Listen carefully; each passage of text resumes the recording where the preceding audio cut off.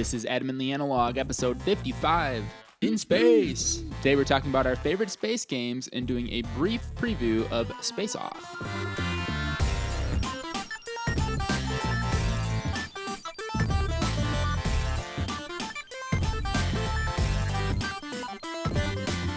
Hello and welcome to Adamantly Analog. I'm your host, Harrison Dunn, and I'm joined today by a very special guest. Why don't you introduce yourself? Whoa, setting me up there. I'm Corey, in space. Hey, there we go. Yeah. Corey, you just said you're in space, but I see you right in front of me because we're talking face to face, but not in person. We just turned on the cameras. Yeah. So if you're listening to this episode and you get the good tinglies in your ears because we sound even more in tune with each other, then I'm sorry. We'll stop. We'll knock it off. You know, if you think about it, aren't we all in space all the time? Flying through space on this rock thing, right? There's a song lyric in there somewhere. Exactly. Do we have to have left the atmosphere for it to count? I think traditionally speaking, yes. But Okay. if you want to be technical about it, yes, we're flying through space. Let's say we're all aliens to someone. Yep, that's correct. Yeah, I gotta not react with just my face. All right, Corey. Well, today you suggested we talk about space games in space. Yeah, because everyone loves a good outer space. Yeah, I'm looking at my board game collection, and it seems like nearly half of them are space games. So it wasn't hard for me to pick these out. I was doing the same thing, and I picked 3 out of the 4 space games on my shelf. Oh, you've only got 4. Okay. Yeah. No. I have 4, but I didn't pick 3 of them. I only picked 2 of them, and I picked another one that I don't own, but I still love a lot. Oh, there's one behind you. What? Really? Oh. Yeah, I can see it there from is. Here. Oh my gosh! Should put that on your list. Here we go. Shouldn't have said the name of it. Now I can't talk about it. I can cut it out. That's a good one. I forgot about that game. Yeah, I am putting that one on the list. Okay, I'll just censor it out then. How about that? Bleep, bleep, we'll bleep, have had this conversation, but it'll be unclear as to what we're talking about. But man, Harrison, we do this annual board game scoreboard thing in our living room, and we write different categories on there. There's 10 different slots, and you get a meeple every time you win a game. I've talked about this before. I got a couple of those. Yeah, you do. And one of them is space, and that's a category that comes up every year because we have so many space games that we love to play. One of them being Terraforming Mars. That would be enough to justify having a space category altogether. But spoiler, that's not on my list. I managed to avoid it.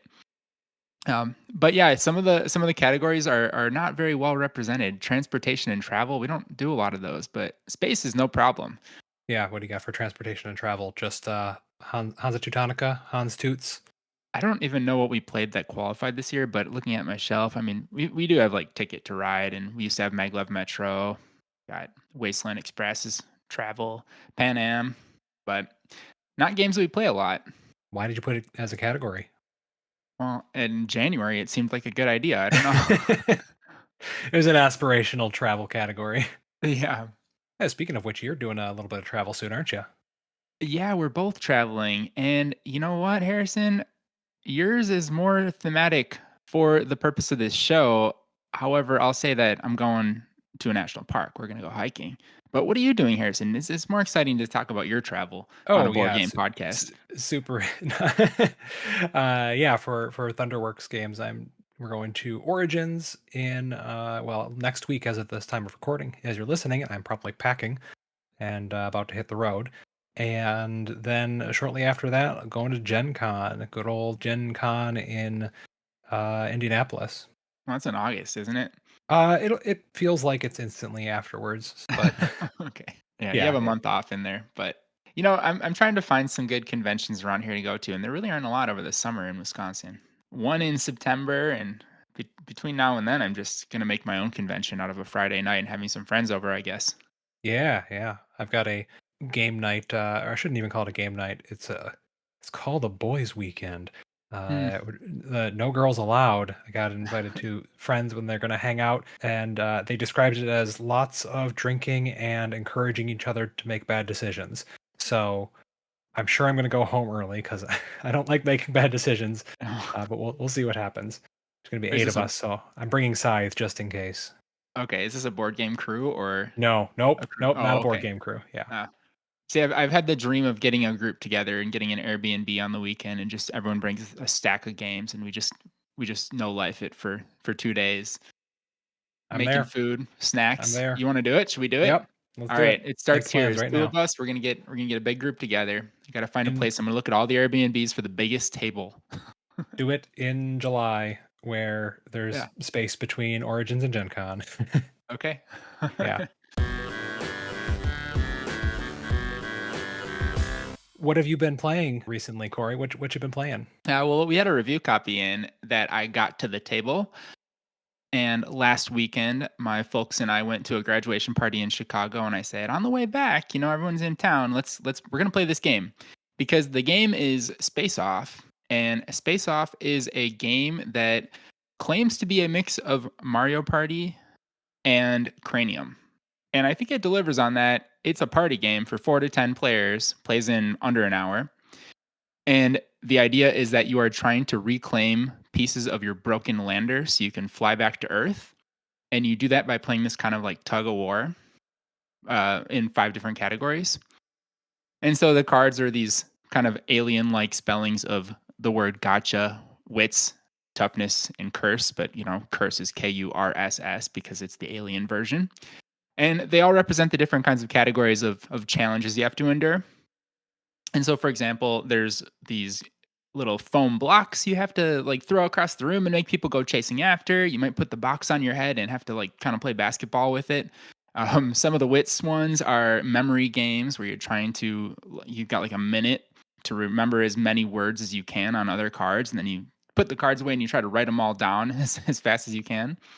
Things like that. It's very silly stuff. Some of it involves like a little bit of improv. My brother was a newscaster and he was reading reports at the end of every round that he just kind of made up using a list of words that needed to be included.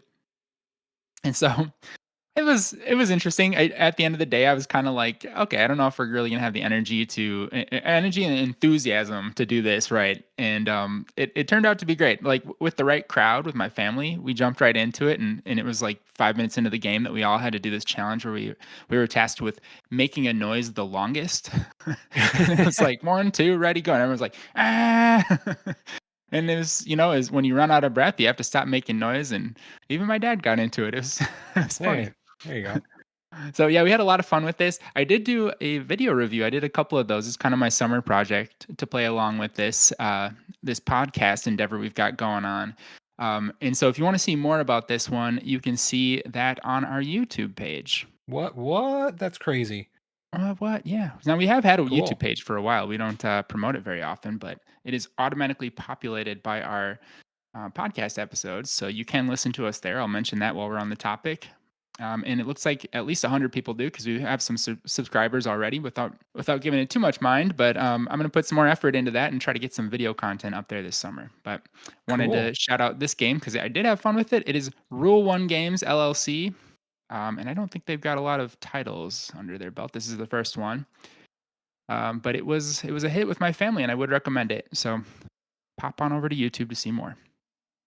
Space Off. Yeah, this looks pretty cool. I'm looking at the BGG page, and I like the graphic design, the like orange and pink and blue kind of swirls. Yeah, It's almost doing it kind of for me. reminds me of Jackbox a little bit, the way that the Mm. graphics are. Cool. What'd you play, Harrison? Well, I got to play a couple different games. We got a quick story about Galaxy Trucker. We got it to the table again. So Lauren, when you and Nikki came over and played, and Lauren had kind of a decent first round, and then she kind of got frustrated in the second later rounds. Well, she wanted to play again. We busted it out, and the very first card of the very first voyage flips over. It's a slaver. She doesn't have enough firepower to beat it. Takes all 4 of her crew members, and she's just instantly out on the first card. I knew where that was going when you started. Oh man. Yep. Yeah. So she just like started cursing up a storm. Oh no. But she wanted to keep playing, so we had the rest of the game went well. It was a lot less drastic than that, but we had a good laugh. We'd been having a couple drinks with a friend we hadn't seen in a while, so Yeah. it was a good time. My favorite part of that game is the fact that you can have one module get hit by meteor showers or whatever happens when you drive through some hazards, And you can Yep. lose an entire half of your ship because it's only connected by one part. Yep. That's an oversight I often find myself suffering the consequences. Yeah, for sure. The other game that I wanted to quick shout out. Have you played Kingsburg before? Yeah, I have. Did you see that I highlighted that and said "not space" in all caps here? Oh no, I didn't because my tiny screen. Just so happens that we've been talking about space games in No, the have you been playing category. But yeah, we'll make an exception for this one. It's in space. totally not planned. So Kingsburg Space. Yep. So we played. I think it was the second edition version of it. There's now a third edition or something. I don't know. We had a 5-person group the other night at game night, and I was like, I've played this one before. I like this one. Let's play this again. And it at 5 players with some people who had never played before, it kind of just felt a little bit too stale and weird. It was strange. Like I really like this game, but at 5 players with this particular group, it didn't quite work. And yeah, it was a weird feeling. You ever had that where you have like a game you're really excited to play, and then it gets to the table and it just doesn't sit right? Yeah, absolutely. Happens all the time. Yeah, it was unfortunate. I'm not going to get rid of my copy anytime soon. I've got the first edition, and I still like it. It'll probably much better at 2 and 3, but 5 was just a bit of a slog. Yeah, it's a good thing to bring up because sometimes it's not just the player count; it's just the people, and like it just Or may be that yeah, they don't like the game, and that's okay. But yeah, man, yeah, the experience and is kind of weird for everybody. not even the people, just like the mood that everyone's in. Like maybe it was just Yeah, not the right fit for the mood. So yeah, it's unfortunately a long game if that's the case. But yeah, right. so I'm definitely looking forward to playing it again. All right, Corey, I think it's time to jump into our favorite space themed games in space. What? Okay, What? Oh no. this is a good one this week, and I thought that the theme was so full of opportunity that I would have no shortage of space games to include, and I didn't. But when it comes to first player rules, I struggle to find one that we haven't used already. So we're gonna go to Century Golem Edition Eastern Mountains for no good reason other than I thought this one was pretty fun. And it is the first player is the one who reached the top of a mountain the most recently. Oh boy. I vaguely remember the last time I went hiking in Washington State, and we hiked up a small hill slash mountain thing. Yeah, it was Okay. like a mile up and down each way. And I just remember being so incredibly exhausted halfway up, but I pushed through All right. and then was like broken for 3 days. Um, but that was in 2017. Okay. Wow. Can you beat that? I think I got you. Yeah, we go to a hiking trip almost every year, and so like I mentioned earlier, I'm departing for one this coming week. But we went last year in spring to Joshua Tree, and so we were on top of a few mountains out there. So I guess I'll start off then, huh? All right, fine. I'll allow it. All right. My first game is Pulsar 2849, which is a 2017 game from Czech Games Edition. And Pulsar is my favorite Vladimir Suchi game, which I love Vladimir Suchi. The games tend to be rules heavy, and this one is no exception. It is actually one of the lighter ones that I have played. However, I'm not going to go into too much depth on this podcast because I think I would be losing some people here. But the concept is this is a space game. Obviously, you're looking at a big map of the galaxy with different connections between stars and pulsars and different solar systems too. And so in this game, you are drafting dice and you are using dice to activate different portions of the board, either buying technologies, moving your ship, getting different upgrades, and what are they called? They're called research stations. Yeah. Oh yeah, classic. Yeah. And then of course there's also the consolation +1, -1, or +2 pieces that you can get for the really low value dice. And so, like all dice drafting games, the first question that comes to mind is, well, what's the incentive for drafting the lower dice, right? Why wouldn't I take the higher dice that have more ability to do stuff? Well, you kind of do. But in this game, there's this system where you identify the median die that's rolled, And anything to the right of that is going to cause you to move one of your player markers down one space on either the income or the player order track. And if you take anything to the left of that median die, you're going to go up on either one of those tracks. And this is what I remember to be the most enticing part of the game. This was really cool because the player order matters a lot when there's only so many dice rolled, as does the income. And so the income is comparative. It's like whoever's in the lead on the income track is going to get 4 supplies, and then three, and then two and one. So if you're all the way at the bottom, you just kind of like keep tanking it, obviously. But there's a lot to this game, lots of moving around, and the concept is kind of like finding these pulsars and building gyroscopes on them, which I am not a science person, but my understanding is that's how you harvest energy from these like rotating stars. Do you know anything about that, Harrison? I mean, I know that like in one of the Marvel movies, Thor restarted a star with the help of Rocket Raccoon or something like that, and Oh yeah, science. he got star blasted. Yeah, it's kind of like that, right? Yeah, is Asgardian science the same as Earth science? I can't see why it wouldn't be. Okay, yeah, sure. Well, anyways, their points are coming from everywhere. You're putting rings out on the pulsars and flipping scoring tiles in the middle of them.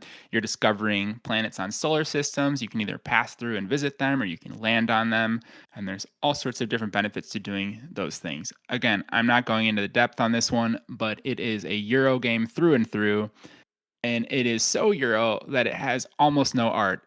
It's like just icons all over the place. There's 3 images of humans on some scoring tiles that appear, and they don't even have faces. Oh, So geez. Yep. yeah, there's not a lot to look at here. But I did have a lot of fun playing the game. I think this is one that would benefit from like a second edition. And you know what they do with second editions, and they just go over the top with all the deluxeified bits and stuff. We don't necessarily need that, but just a little refresh to modernize it for 2025 would be appreciated. But I like this one a lot. Pulsar 2849. I'm looking at the list of Vladimir Suchi games on BGG right now, and I realize I've only played Underwater Cities with Oh, you. really? Yeah, Hmm, I thought I had okay. played something else, but I guess not. Just know Yeah. the name. Yeah, I think his trademark is kind of like there's stuff everywhere. There's icons everywhere. There's lots of options on your turn and everything. Just it seems kind of messy to me, but in this very Euro gamey way. And I think for some people they're like, "Yeah, sign me up. That sounds awesome. I like that." But I want it to be a little more refined usually. All right. My number one is one that I have mentioned before on this, and I think I've even picked it before, but this is a classic in my book about escaping the deadly black hole by racing out and using gravity. That is Gravwell, Escape from the Ninth Dimension. Originally published by Cryptozoic in 2013, but I think there's a second edition now out from Renegade, so it should be a little bit more available to get. Gravwell is a card drafting racing game, sort of, where in phase one, you are drafting pairs of alphabet cards that represent different elements. And one is face up, one is face down. So you get 3 sets of cards. And then the phase two is actually moving, and you simultaneously play one of those cards and then resolve them in alphabetical order. And the cards will either pull you towards the nearest source of gravity, push you away from it, or pull everything towards you. And it's all about manipulating the turn order to try to make sure you're pushing away from other people or using them to slingshot yourself forward. So there's lots of fun moments where you think you're forward, you're going to slingshot past someone, and then they end up going before you, and they actually go backwards to the opposite side of you, and then you slingshot backwards instead of forward. So there's a lot of fun moments in this one. Also, for a space game, it's pretty light. Lots of space games, I think, tend to be Twilight Imperium level of crazy complex, and this is a pretty light one in comparison. Seems like a good convention game. Yeah, it probably is. It's like easy to teach and interactive. It is very interactive. You are definitely anticipating what people may or may not do. You have some information because you can see half their picks in the face of cards that they take. Looking at the second edition, and the ships look a lot more fun than the first edition. Might be a reason to get the most recent one. They're all different. I mean, oh yeah, oh look at that. One of them has tentacles. I don't Yeah. know why that is helpful, Yeah, you know. but I guess that's the thing. Yeah, cool. All right, so that is my number one pick, Gravwell. Either Escape from the Ninth Dimension, which is the first edition, or just Gravwell second edition. Okay, my number 2 is Godspeed, which is a 2020 game from Pandasaurus Games. I tried really hard to avoid the ones that I've been talking about a lot on this list. So you're not going to see SETI or Terraforming Mars or Gaia Project on here. And so I have to admit, I've only played Godspeed one time ever. And I do remember it leaving a really good impression. But I did refresh myself on the rules for this podcast. So bear with me if I screw anything up. I'm going to do my best. This one is a Euro game with workers that have numeric values and roles on them, kind of like Lockout did. Different kind of value workers. We talked about Okay. Lockout recently on the podcast. You mean Lock Up? Um, Lock up. Thank you. Lock up. Yep. Common mistake. Happens Yeah. a lot. And so in this game, it takes place over a series of different phases, and you use the workers in all three phases. So you kind of have to decide where you're going to commit your highest value ones. You have to decide how you're going to use like your biologist, for example. And during the first phase, there's this theme of it must be like a new colony built in space or something because each player plays as a different country, and there's a lot of kind of bidding and negotiation going on. Um, the first phase is called the High Council phase, and a card with a positive effect is flipped over, and players have to decide if they want to support that going into effect, if they want to support that happening. If they don't, there's a negative effect that they get. And if everybody supports it, then the positive thing happens. But it's kind of varying degrees of benefit for most players because someone might be like, I don't really care about that. And that player would benefit from that more than others. So Mhm. it's kind of how that works. In the second phase, there's a supply depot. There's a bunch of cards flipped up, and players can use their chips to bid for pick order on these. And they give you various different things that help you move up tracks and use resources. And then finally, there's the action phase, and that's where you care about the different roles on the tokens. So, for example, I mentioned the biologist earlier. That's the number 3 chip, but it's also a role that is used to activate the exploration action. Okay, so you kind of have to decide like if I'm going to use my high value chips early on, then I'm going to lose access to that role for the action phase. And so there's a variety of things going on. This is a Euro game. You're collecting resources, you're climbing tracks, you're building buildings on your personal player board, which provide incomes. And it's all done in this really cool art style. And I think the cover does a good job of kind of illustrating what you're getting into because it's just this like freaked out astronaut with this really cool painting style. But the whole game is very colorful and very whimsical and very kind of like sort of dystopian space future kind of. And that was a lot of fun to play with. But Yeah, I'm reading the tagline here, and it says it's 1960s, the world secretly fighting over an alien planet. Like that theme seems pretty cool.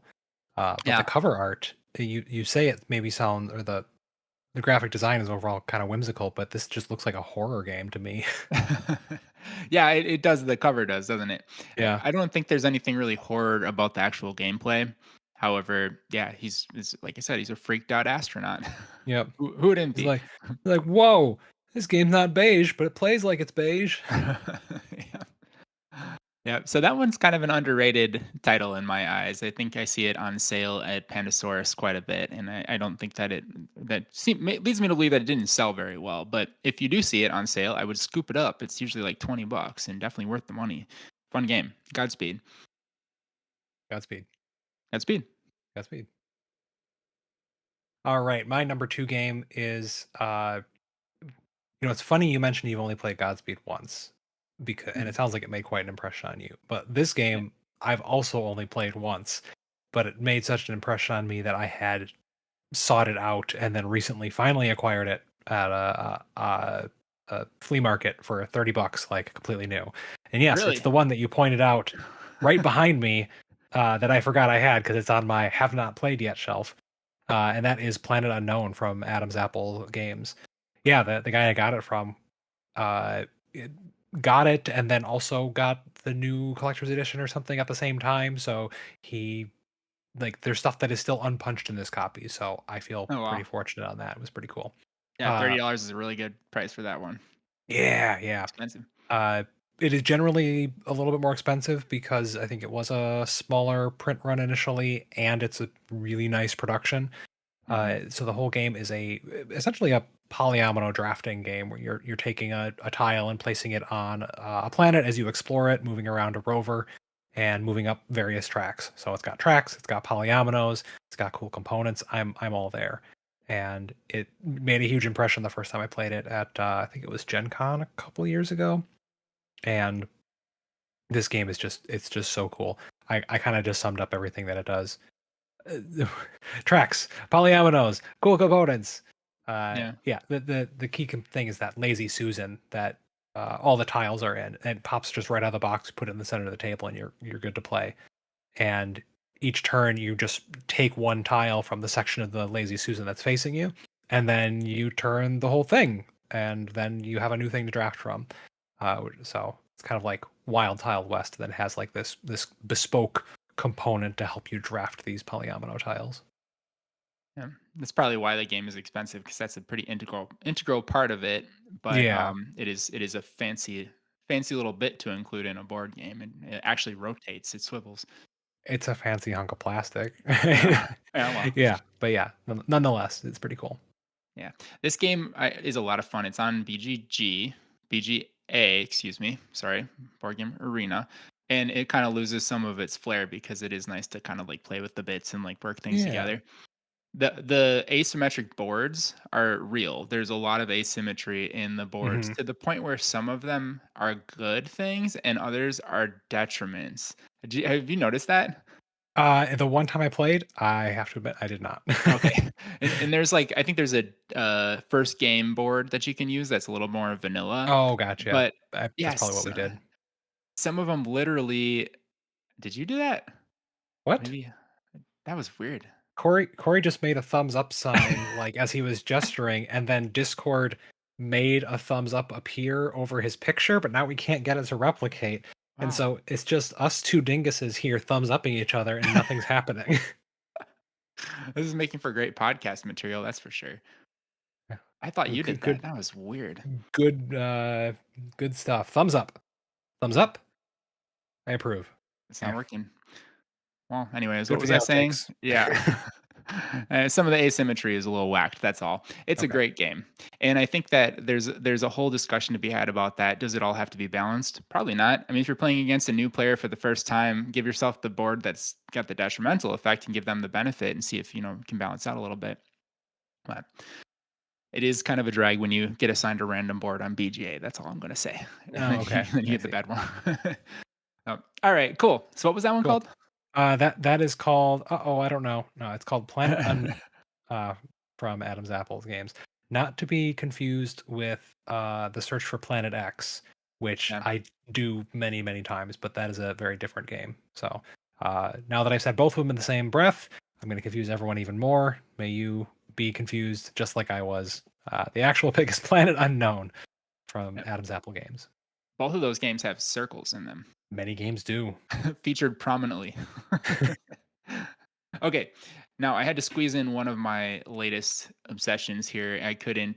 I let SETI go. Okay, I wanted to talk about SETI an awful lot, but I've already covered it. But this one I had to put on my list because Galactic Cruise from Kinson Key Games is one of my all-time favorites of the worker placement genre. Now it is. It just came out this year, yet it has. It'll make its way into my top 10 list, I'm sure. It is a huge, sprawling Vital Lacerda-esque game, and I think the designers would acknowledge that they took inspiration from Vital Lacerda's games. Um, Many compare to The Gallerist in the fact that you are putting out a product by doing all of these steps to actually produce said product in the first place. And the product here is a commercial space cruise. You're working for a company and the CEO is retiring and they're saying, okay, show me what you got. The player who does the best job of running this company is going to become the next CEO. And you are going through the motions of placing workers and connecting different modules in the spaceship. You're advertising for different guests to go on the space cruise. You're gathering the fuel and the food and the oxygen to send people out into space. And you actually launch the ships, and they go through a bunch of different scoring phases when they're out in space. And then they come back down to Earth, and you got to do it all over again. They don't get blasted apart by meteors and due to poor No, construction. no, there's none of that actually. Huh. So, anyways, it is once again another whimsical theme, but it's also not too far off with the state of Blue Origin and things like that. Of course, this one takes this to a whole new level, and some of the modules on the ship are like roller coaster rooms and water parks and things. And you're trying to satisfy different guests' needs. There's adventure guests and family guests and leisure guests, and some of them just want to go and drink a whole bunch. And you got a bunch of bars built on your ship, and Now, that what hold could on. go Now we're wrong? talking. Build a Wisconsin ship. Yeah. Oh, this thing is like a 4 or 5 hour game. So, I mean, at least the first few plays it is, but it is not a small game. It is not for the faint of heart, and it will take some time to learn it, but it is worth the effort. Big time. I love it. Galactic Cruise. All right. Well, my last pick here is one that is also brand new to 2025 and is was on the hotness for a little bit, and it is I love it, and it's on my top of the list to get right now, and I just haven't bit the bullet because I pinch my pennies sometimes. And that is Rio Grande Games Moon Colony Bloodbath. So this is the latest from Donald X Vaccarino, the that guy who brought us things like, oh, I don't know, Dominion. He's here Heard of it? innovating that deck building thing again. So this is a competitive, collaborative deck builder. I guess that's a good way to put it. You are all taking actions to put cards into a central deck, and then almost roll and write style, you just you flip through that deck and do the things that happen in that deck. And the story of it is you are all building facilities on the moon when the robot revolution happens and they start killing everyone. So the game ends when somebody's population hits zero because the robots have killed all your people. So it's just like this very bizarre, tongue-in-cheek theme. The artwork is all like pulp science fiction-y looking stuff, so it's not really playing into the horror, more of the absurdity of it. Mm. Um, and so the deck is just flip through a series of events, bad stuff happens, and then there's 4 do work cards in there, which lets the game pause, and then you get to take an action to build more buildings, improve your defenses, gather resources, and things like that. Uh, it's just a super cool, very different way to think about this kind of game, but it also makes sense. Like the teach is a couple minutes at most. It's very easy to get to the table and play and teach. And there's a ton of replayability in the box with the um just like a giant deck of almost terraforming Mars style cards of different things you can possibly get and build. Various setups with different robots you might encounter and 2 random events that get shuffled into the deck every time to really set the tone of the entire playthrough. Looks cool. It's got a real Yeah. Mars Attack vibe to it. Yeah, a little bit. But instead of green aliens shooting lasers and disintegrating people, you just got robots chopping people into bits. Mhm. Would you say it's funny to play? Like, is it humorous when you flip a card and you're like, "Oh, they killed all my people."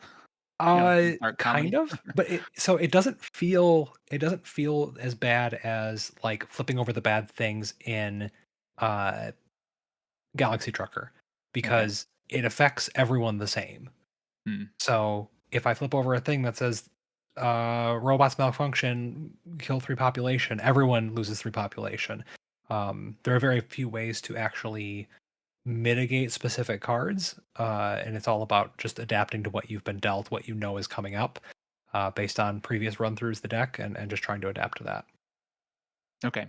So yeah, it feels a lot less bad than uh, a bad roll in Galaxy Trucker sort of thing. Yeah. Is there Yeah. asymmetry? I see that there's like Dr. Kaneko, there's different player boards, but Yeah, just for fun. not really. That's more of just like player colors and the different characters. But there's almost immediate asymmetry based on like the first choice you make, Oh, yeah. which building you build. There are perks that you can shuffle into the deck that give you a specific bonus when they come up. So if I shuffle in my money card, then every time we go through the deck, there's going to be one card in there that just gives me $3 when it comes up or something. So Cool. yeah, it's a super neat game, and go pick it up if you get a chance, or go play it if you get a chance. That is Moon Colony Bloodbath from Rio Grande Games. All right, our lists are Pulsar 2849, Godspeed, Galactic Cruise. And I've picked Gravwell, Escape from the Ninth Dimension, Planet Unknown, and Moon Colony Bloodbath. All right, cool. Harrison, would you just click on the for discussion link quick? We're going to move to that topic now. Nope, Why not? because I hovered it and it showed me what the link is going to be. Yep, he almost got me. He almost got me. I'll put it in the description for anyone who wants to check it out. Yeah, I imagine they can only guess. But yeah, go ahead and check that out for discussion. There's a link. You can join in the discussion at home. Very Yep. important. Okay, moving on. All right, Corey, what have you been doing outside of playing all those cool board games? I'm glad you asked because there's a thing that you need to know about. It's a Steam game, Harrison. I think we have this problem where we talk about these every week on these podcasts and we give each other bad advice to play Steam games, but we don't have time to play. Oh, this is Um, true. yeah. Have you heard of Ravens Watch? I have not, but I clicked Oh on the link boy. that you provided, and it says new Romeo and Juliet DLC, and Yeah. I don't, I think I'm excited. Yeah, don't worry about that. That's a free DLC, but it's beside the point. This is a game. I don't know who designed this one, but it reminds me a lot of Hades. You played Okay. Hades, right? Yes. Okay. Hades, of course, the roguelike action RPG kind of game. Is that a good way to describe it? Action RPG? Yeah. Yeah, roguelike action RPG. Perfect. Basically, you're going through, you're smashing stuff, and you're making choices on how to modify your build, right? Different abilities can be upgraded and modified. That's the same with this, but this game is a little more like Diablo. So if you're into Diablo and you like roguelikes, this is a Diablo roguelike in some sense.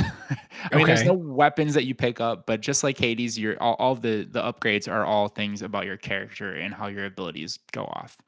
There's like 4 or 5 different characters to play through, and they're all very different. Some of them shoot guns, some of them swing swords.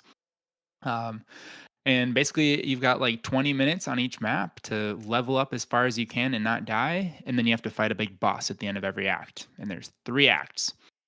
And you Hmm. just do it over and over and over again for hours and hours and hours when you should really be doing other things. But it's really Do- fun. Don't I know? Don't I know that? Yeah. So, and it is cooperative. So you can play with your friends. I think you can play up to 4 players in a round. I'm not really sure about that. I played 2. So don't quote me on that, but I would guess 4 is allowed. But lots of fun. Super cool game. It's like $25 on Steam. Yep, I just put it on my wish list so I can Yeah. have it spam me whenever it also goes on sale, and then eventually check it out. Ah. Cool. No, this looks cool. Yeah. How about you? Well, Recently. I put in the show notes that I was going to talk about the Kickstarter, but actually I'll talk about the Kickstarter very briefly. Hey, Thunderworks, we launched a Kickstarter for Role Player Adventures expansion, and it is available in digital only, and it's super cool.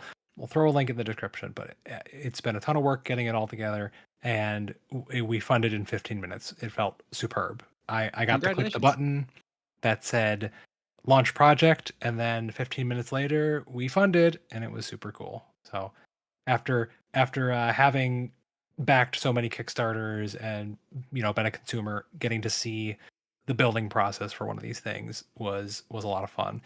And I got to edit the video, which was a big learning experience too. So if you go check out that Kickstarter and you like that video, well, you can thank me. And if you don't like the video, I don't want to hear about it. Hey, um, I've seen the banner image pop up on BGG quite a few times for that Kickstarter, so it's getting out there. yeah, Yeah. yeah. Besides that, I have been still playing crazy amounts of Monster Train 2. Oh And yeah. I know I briefly told you about it last week, and you're like, maybe I want to play the first one still. Just play the second one. They've done some fun little crossovers in it. So one of the random events that you can get is like, a thing happens and you get a choice, and then something good or bad might happen to you. But they've got uh, these special events that can pop up, and there's one for a crossover with Balatro. Hmm. So you can get one of the like perks you can get during your run is a Joker card that they're all like super powerful and cool, including the Gross Michel. Uh, banana that might destroy itself after any round of combat, which is great. um, there's a special event that just says designed by Richard Garfield in the corner. So they got all Richard Garfield in there. They've got a crossover for Inkbound, which is Shiny Shoes last game. So there's a couple like just really cool nods in there. Awesome. I think there was one other one that I'm forgetting off the top of my head, but yeah, game is super hard. I'm the kind of player that likes to push the ascension levels, or the covenants as they're called in this one, and getting uh getting to the secret boss and beating them on max difficulty is just like this insurmountable task. I think over a couple sessions it took me like a 4-hour run to finally do it, because it's pretty forgiving to let you like reset the battle to try again. But it still tracks that as played time. So I finally did it after like a 4-hour run, and it was absolutely crazy. But it's a cool game, Monster Train 2. They still stacking their trains up and down, or did they figure out that They left to right works better? no, it's still up and down. They do Oh, things a no. little different in Heaven and Hell, and you know what? I'm there for it. Yeah. How do they do tunnels? I mean, just they don't, right? They make them really tall. They really tunnels are really tall. Yeah. All right, cool. Well, before we go, I'll give you one last chance to click that for discussion link. Okay, I will. Oh no, I can't click it. It doesn't work anymore. Sorry. Sorry, I'm never gonna give up on you. Never gonna give you up. Oh, okay. Well, I'll never let you down. Yeah. We're no strangers to love. All right, and you're also, as a listener, no stranger to an outro. So if you get a chance, we would love to click that bell, hit that subscribe button if you're not already. Leave us a comment, leave us a rating, let us know you're out there. But otherwise, thanks for listening. Have a good one. Yeah. Bye. Bye. Adam and the Analog is Corey Murphy and Harrison Dunn. Original themes and bumper music by Corey Murphy. Reach us at adamandtheanalog@gmail.com. Thank you for listening.